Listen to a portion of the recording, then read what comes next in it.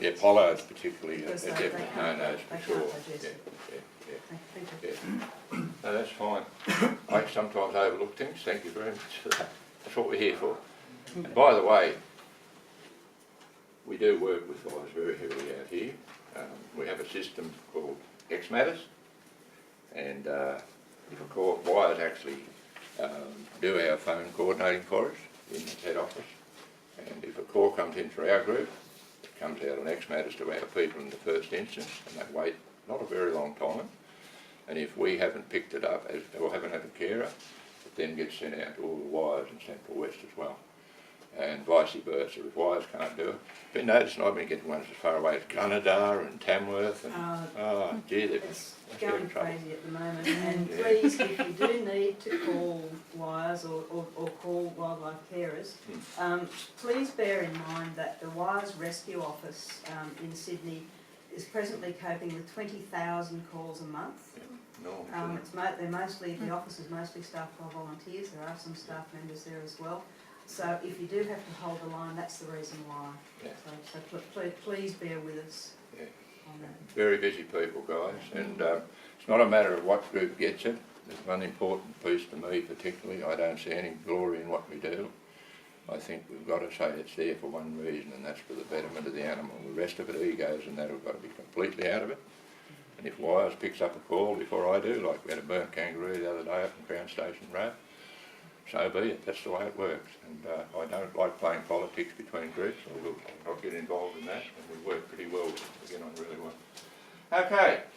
Any questions? And I'll sit down and shut up or something, and I'll get Julie's memory luck. What do you have for lunch, Julie? Any questions at all, guys? Have you had a chance to look at the National Parks guidelines that have been released? Not at this stage. I haven't seen them. Oh, one's about feeding. Yeah. Yep. Do you totally agree? National One. Parks. Oh, it's national, yeah. Wildlife in emergencies, how can you help, and There's so some forth. different ideas. There's some, half an hour. There's some like- things in there off You the just need to restart it. I think an emergency get out, I haven't really had a close go at it. I have had a look at it, John. Hmm. A lot of it seems to be based for the metropolitan areas. Yeah. Not so much a large national park like we've got here. Yeah. I think that the other thing is too, bear in mind, don't go into national parks and start feeding wildlife. You must stay out of national parks, it's not allowed. There's nothing to stop you feeding on the perimeters of national parks, like we've got national parks around us totally here. If you get permission to go onto a private property, that's fine. But don't start expect, because most of the parks are still here closed due to fires anyway, and they won't allow you in. And bear in mind too, people, that most of the fire areas are still under the control of Rural Fire Service as active fires. And you must not go into those areas unless you've got permission to be in them. We've still got big trees coming down, massive trees are still falling. And the other thing is, and I know Wires members, a lot of them are the same, anyone that gets involved in a bushfire area must have completed the Rural Fire Service basic awareness of bushfire working. And I know a lot of Wires members have got that now. Our group has. Bulldozer drivers even that come and put the trails in, they've got to have this training before they're allowed on the fire ground. So don't get caught in the fire ground by cranky old captains like me, because I'll show you quick exit, I can assure you. It's dangerous, guys. National Park, he just recently up here somewhere, didn't he? He slipped in a hot stump hole, a hot wombat hole, I remember. Got it up to the knees.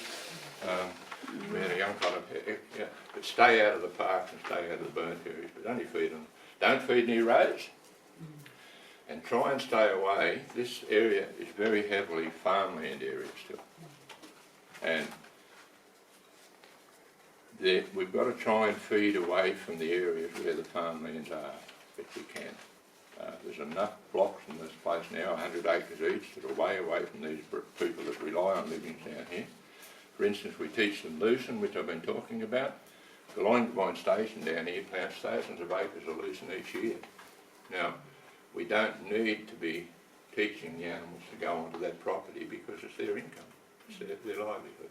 I know that there's already talk in this valley of possible culling of wombats, I've heard it.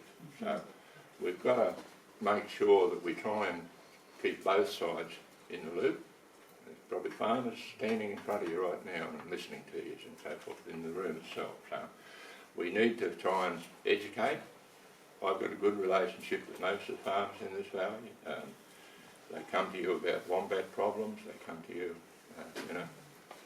and they do cause erosion, they do cause farm animals to break their legs, they do cause a lot of things. Not so much where the wombi burrows into the creek banks, but where he goes 30 metres underground and comes a bit close because he's disoriented. Cow steps down the hole, and next time it rains, you do have soil erosion because it simply goes down the hole and out to the butter, things like that. So we've got to strike a balance in these areas. And slinging mud on Facebook is not the way to do it, guys. It is not the way to do it. You only belittle yourself and what you're trying to achieve by arguing and calling somebody an idiot because he doesn't like a wombat. You've got to understand there's two sides to the business as well. There was just a question at the back. Oh, yeah, it's about the social media. When you do read those ones saying people sound like, oh, let's feed them all the wrong things, do you respond politely and set them in the right direction? Yes, I do. Yeah. I don't know if it was up to you or you have like a social media. Oh, we try and we've got our own wildlife site, the same as Wires had their own sites. It's a way of educating people. We get questions that come onto the private mails onto our site that they ask about this, they ask about that. We try and get it back out to them. Calling them an idiot's not the way to go. Yeah, that's dealt with a lot of different areas. You can legislate something or you can educate something, and if you're going to try and legislate, I know what I'm going to do, I'll back up straight away. Yeah. If you try to educate me, and that's got to be the argument, is education, but yeah, we try and correct it, yeah, sure. Yep. Lady, question. Can I ask about Currajong trees? You know how farmers used to feed their stock? Is it okay to maybe cut a few branches of Currajong? Because I noticed the green pods, my tree had heaps of blossoms and thousands of green pods which it just can't hold because it's dying, and the green pods have fallen off and the ground was absolutely littered with them, and we came back this time a week later, they're all gone, so something's eaten them. Well, see, nearly, the only real ground grazer or grazer is really the eastern grey, but he still will have a nibble at leaves, but all your others that are endemic to this area, your wallaroos, your redneck wallabies, and particularly the swampy, they're all as much a browser as they are a grazer. They'll eat bark, they'll eat things and things and things. But yeah, look, I still rock Currajongs stock as well, yeah. Can I? Oh, sorry. I just wanted to know, I mean, it might be for Ross, I'm not sure, birdseed. Should we be... Don't I've read feed not to feed sunflower birdseed. seeds. Yeah. If you pick up a bird packet and there's about 80% sunflower in it, throw it right on the shelf again. There's too much oil in it for them, and they do tend to, it's a little bit like feeding oats too. It does warm the bodies, and I think you will get the odd parrot and that gets a bit warm because of sunflower, and he will start pulling his feathers out. But yeah, look, the normal wild bird seed, providing it doesn't have major issues with the amount of sunflower in it at all. And also, I mean, someone else might cover this as well, feeding near endangered species flora. Somebody was Yes, we going to do talk have that. about, I think. We are, yeah, cool. absolutely. I think okay. that's to come up later on about the, we've got a couple of region honeybees in the area, but not many this year, unfortunately. I guess one of the things that I'm not sure whether we're going to cover it, and I don't know whether Tiff is going to speak about it, but one concern we need to keep in mind is that we're also mindful of the pressures of grazing on some of our native flora that's been battered by drought, then a fire. Now, if we get some good rain, a lot of stuff will be popping up. Some of that won't go anywhere because we won't get follow-up rain, but the things that do will be really vulnerable to grazing as well.